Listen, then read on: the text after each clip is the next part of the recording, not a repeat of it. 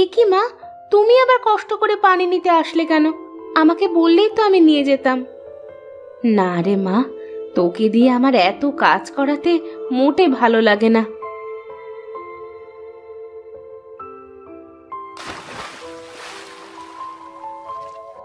মা, আমার তো কাজ করতে কোনো কষ্ট হয় না, তুমি খালি খালি এমনটা ভাবো। আমি সবই বুঝি রে মা, তুই কত ভালো, আর তোর বোন দুটো হয়েছে বদের হাড্ডি। বাড়িতে এক কুড়ো কাজ করে দেওয়ার কোনো নাম নেই, সারাক্ষণ দুজনে ঝগড়াঝাটি করতে থাকে। দেখবে মা, একদিন ওরা ওদের ভুল বুঝতে পারবে।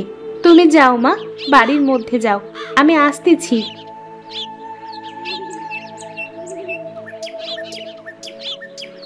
আমার বন্ধুটো কবে যে ওদের ভুল বুঝতে পারবে, কবে যে ওরা ঝগড়াঝাটি বাদ দিয়ে মিলেমিশে থাকবে।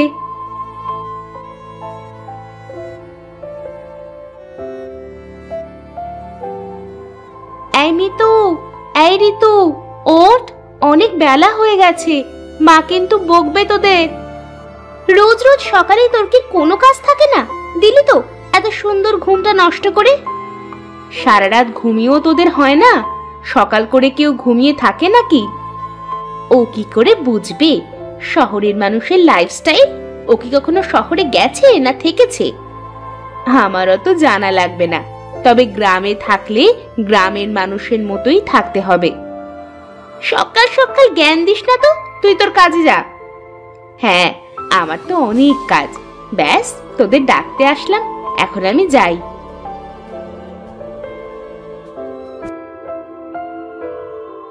আজ সারাটা দিন যে কেমন যাবে কে জানে। ঘুম থেকে উঠেই ওই অপয়ার মুখ দেখতে হলো। তার বলতে এখন যেহেতু ঘুমটা ভেঙেই গেছে, চল গিয়ে হাত মুখ ধুয়ে কয়টা খেয়ে নি। তুই এত খাওয়া খাওয়া করিস কেন রে? তোকে না বলেছি একটু কম কম খাবি? বেশি খেলে কিন্তু মোটা হয়ে যাবি, তখন আর তোর দিকে কেউ তাকিয়েও দেখবে না। তা ঠিকই বলেছিস তুই, চল চল এখন বাইরে যাই আগে, তা না হলে মা আবার কথা শুনিয়ে দেবে।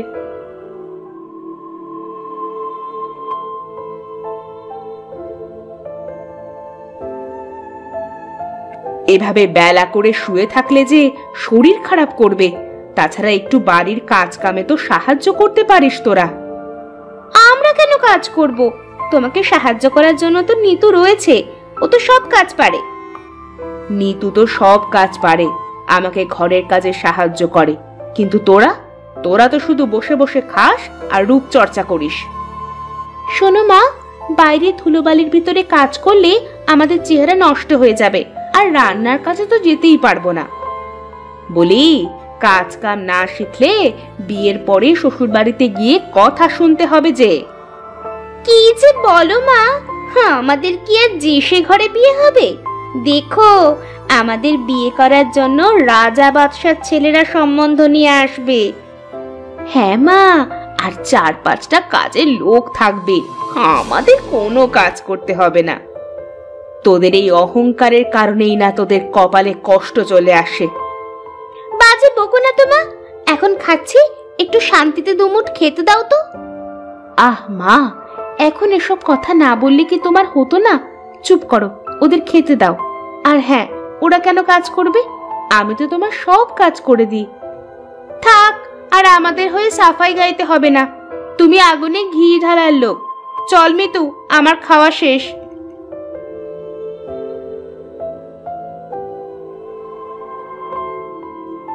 কি খবর দাদা, দিনকাল কেমন চলছে তোমার? আর দিনকাল, বাড়িতে কোনো মেয়ে মানুষ নেই, ছেলেটা শুধু বোঁ বোঁ করে ঘুরে বেড়ায়, কাজ কামে মন নেই এক ফোঁটা। আমার এত বড় ব্যবসা সামলাবে তা না, বন্ধু বান্ধব নিয়ে খালি আড্ডাবাজি করে বেড়ায়, হতচ্ছাড়া। তা ধরে পারে একটা বিয়ে দিয়ে দাও না কেন? বিয়ে তো আর আমি করব না, বিয়ে করবে ছেলে। তা ও যদি রাজি না হয় তাহলে আমি আর কিভাবে বিয়ে দেব? ও আচ্ছা, তাহলে এই ব্যাপার। আচ্ছা বিনোদ, তোর মেয়েরা বড় হয়ে গেছে না? হ্যাঁ, ওই আর কি, বড় হয়েছে। কিন্তু কেন? এ, আমি কালকে তোদের বাড়িতে যাব, হলে তোর মেয়ের সাথে আমার ছেলেটার বিয়ে দিয়ে দেব। বেশ বেশ, এ তো খুবই ভালো কথা দাদা। তাহলে তুমি কালকেই একবার আসো আমাদের বাড়িতে, কেমন? ঠিক আছে ঠিক আছে, হ্যাঁ কালকে অবশ্যই যাব, কেমন?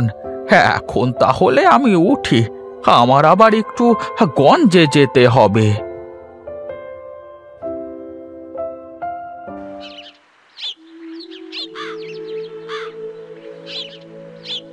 তুমি চলে এসেছো বাবা? হ্যাঁ রে মা, চলে আসলাম। মিতু আর ঋতুকে ডাক দে দেখি। তুমি দাঁড়াও, আমি এক্ষুনি ডেকে আনছি। কি গো, তুমি ব্যাগের ভিতরে করে কি নিয়ে আসলে? কি আর নিয়ে আসবো, মেয়েদের জন্য কিছু নিয়ে আসলাম। তুমি আমাদের ডেকেছো বাবা? হ্যাঁ রে মা, এই দেখ আমি তোদের জন্য কি নিয়ে এসেছি। বাহ, খুব সুন্দর চুড়ি বাবা, তুমি অনেক ভালো। চল চল, ঘরে গিয়ে চুড়িগুলো পরে দেখি কেমন লাগে। কি গো, তুমি দুই মেয়ের জন্য চুড়ি আনলে আর নিতুর জন্য কিছুই আনলে না? কে বলেছে তোমাকে যে আমার নিতু মায়ের জন্য কিছুই আনিনি?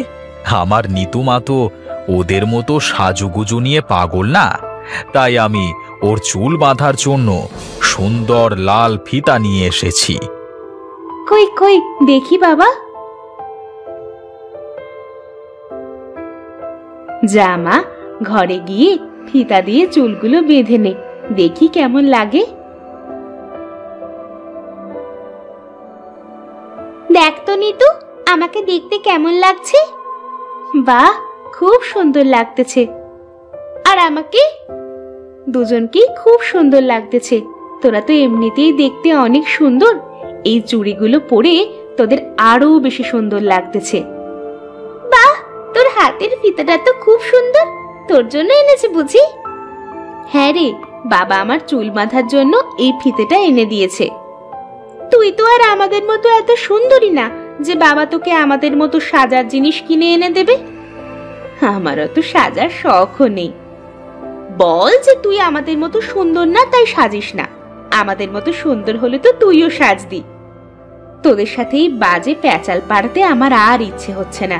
তোরা থাক, আমি গেলাম। ফিতেটা দিয়ে চুলগুলো বেঁধে যা, তা না হলে তো বাবা কষ্ট পাবে।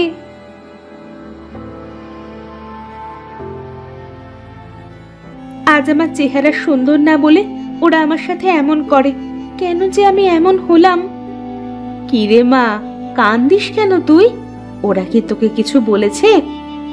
ওরা তো সব সময় বলে মা, কিন্তু আমি তো ওদের কথা কানে নিই না। তুই খুব লক্ষ্মী মেয়ে রে মা, তুই আমার সোনার টুকরো। দেখবি ওরা একদিন ওদের অহংকারের প্রতিদান পাবে। নে, এবার ফিতেটা দিয়ে চুলগুলো বেঁধে ফেলতো দেখি। তুমি বেঁধে দাও না মা।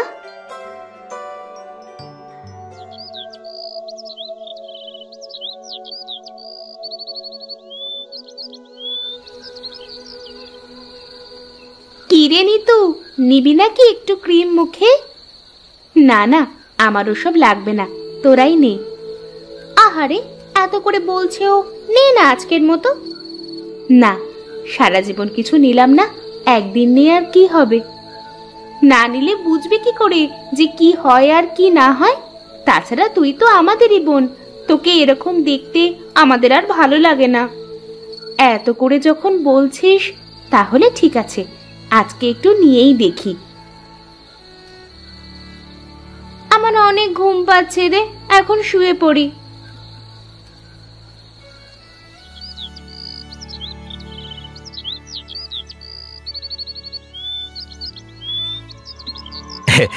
তাহলে শেষমেশ আসলেনি আমাদের বাড়িতে দাদা? কি আর করব, যে করি হোক ছেলেটাকে এবার বিয়ে দিতেই হবে। চাটা কেমন হয়েছে দাদা? খুব সুন্দর হয়েছে, কতদিন এরকম চা খাইনে। সেই যে গিন্নি চলে গেল, তারপর থেকে বাড়িটা কেমন যেন ফাঁকা ফাঁকা লাগে। গিন্নি, যাও যাও, তুমি ঘরের ভেতরে গিয়ে মেয়েদের নিয়ে আসো। হ্যাঁ হ্যাঁ, আমি এক্ষুনি যাচ্ছি।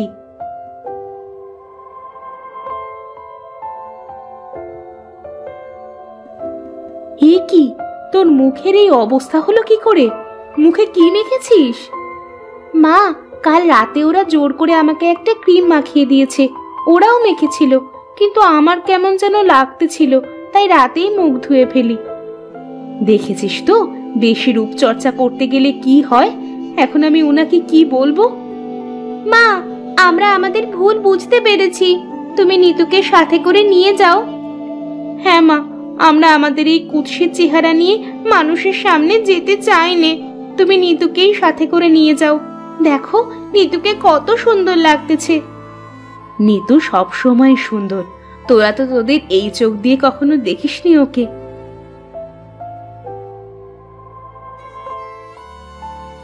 বাহ বাহ বাহ বাহ বাহ, কি ভারী মিষ্টি চেহারা, আমার খুব পছন্দ হয়েছে।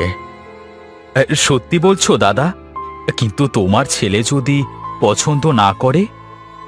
আরে, ছেলের বাপ যখন পছন্দ করেছে, ছেলে কেন পছন্দ করবে না? আলবাত করবে। তুই বিয়ের আয়োজন কর, একটা শুভ দিনক্ষণ দেখে, কেমন? ঠিক আছে দাদা, তাই হোক।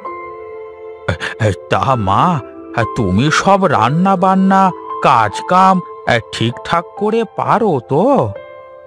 তার বলতে দাদা, বাড়ির সব কাজ তো প্রায় ওই করে। আমাকে সব কাজে সাহায্য করে, আমি ওকে সব কাজ শিখিয়েছি। বাহ বাহ বাহ বাহ বাহ, তাহলে তাহলে এখন আমি চলি। খুব তাড়াতাড়ি আবার দেখা হবে।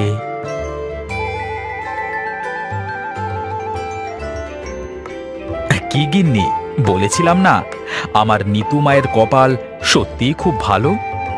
হ্যাঁ গো, সত্যিই তাই। দেখেছিস মা, তোরা যে রূপ নিয়ে অহংকার করতিস, আজ তার কি হলো? আমরা আমাদের ভুল বুঝতে পেরেছি বাবা। এখন থেকে আমরা আর কোনো অহংকার করব না। এখন থেকে মাকে বাড়ির সব কাজে সাহায্য করব।